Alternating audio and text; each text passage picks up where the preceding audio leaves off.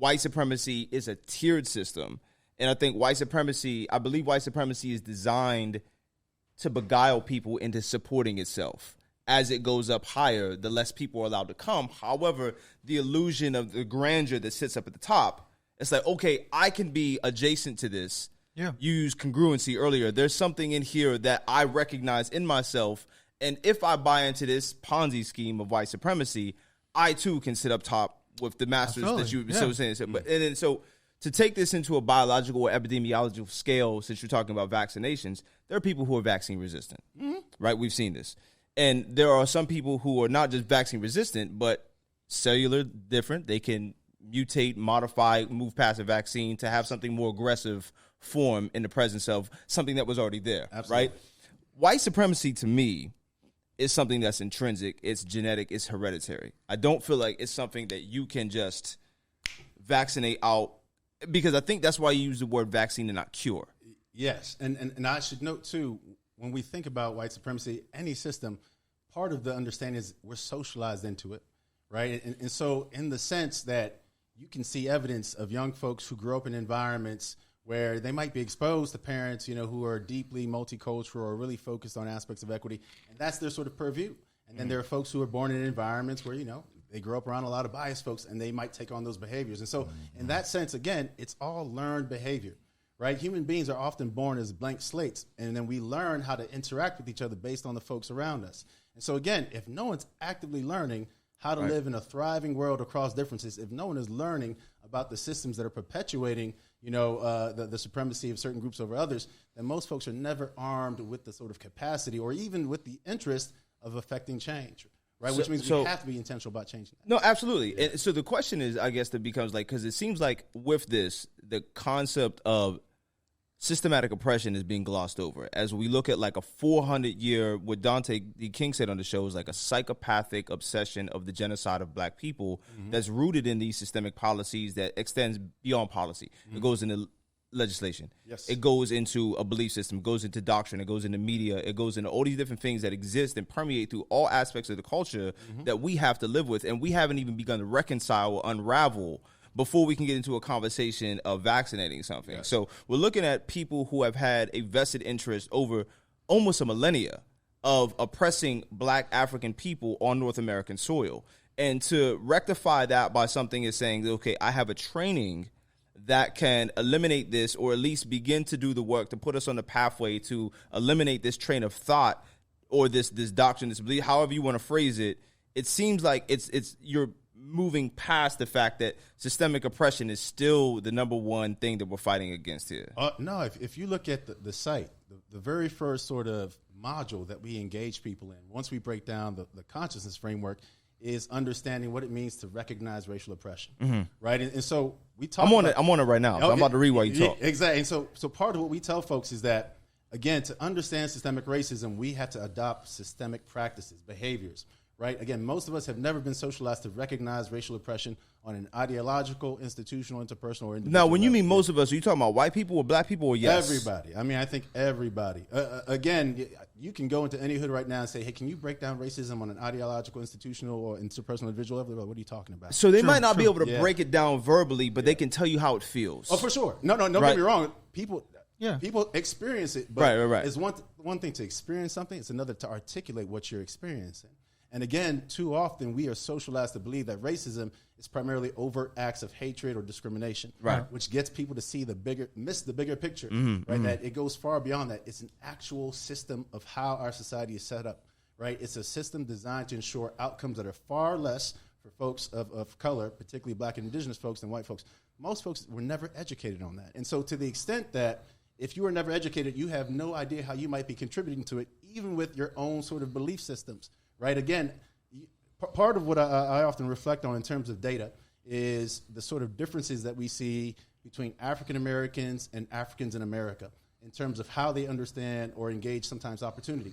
We see very distinctly that if you are raised into society, particularly as a black person, that it's much easier to adopt certain traits and beliefs about yourself or black people in general versus if you might come from a different country. And so when you look at educational data, for example, right, a lot of folks are surprised to find out that some of the most educated Americans are Indian Americans and Nigerian Americans, right?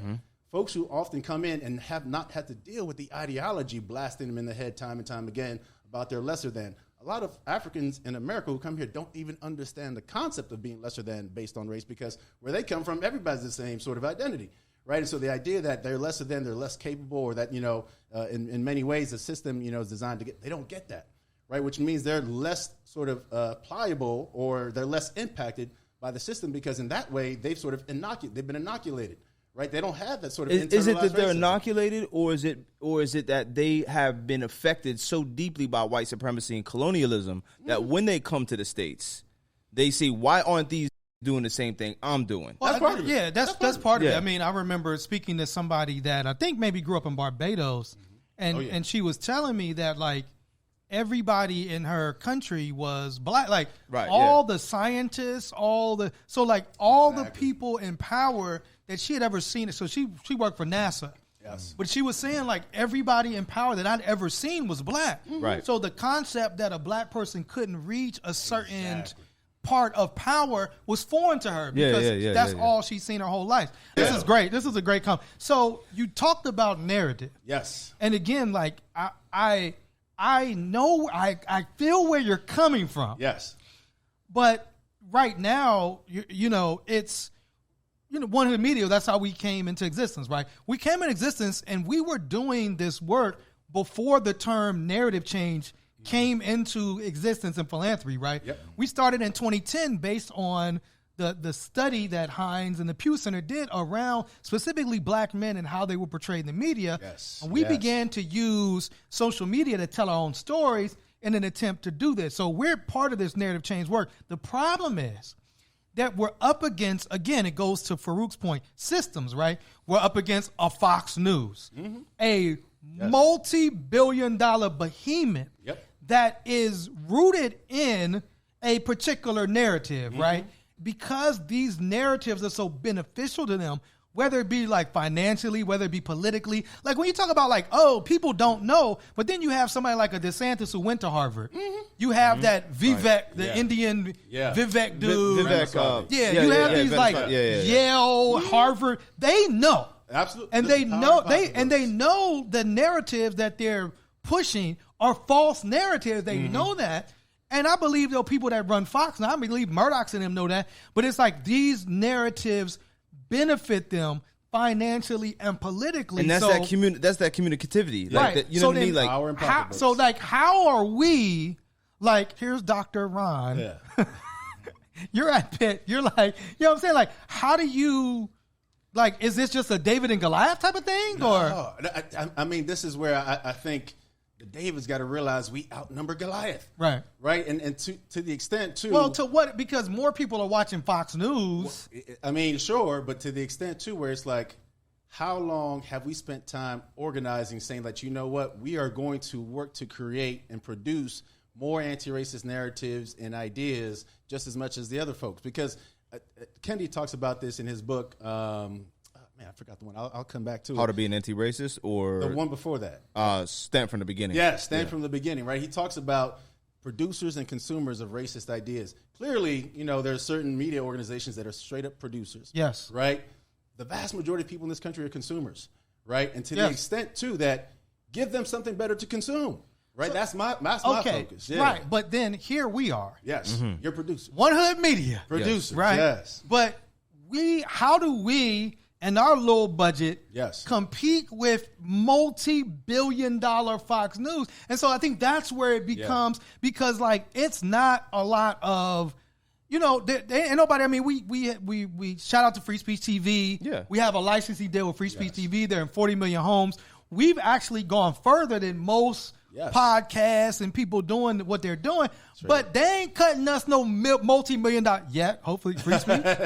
We need our raises. Make it happen. So, like, the money for this. In fact, a lot of it now is going away from. We're out. We're post George Floyd uprising, right? And so, a lot of money that people promised to give to anti-racism work, people have like pulled back on. Remember all them diversity people that they hired? They've fired most of them now. And so, like, I think that's where the thing is, like, we would love to produce at One Hood. We produce 50 more of these TV shows if we had the resources, but we don't have the resources.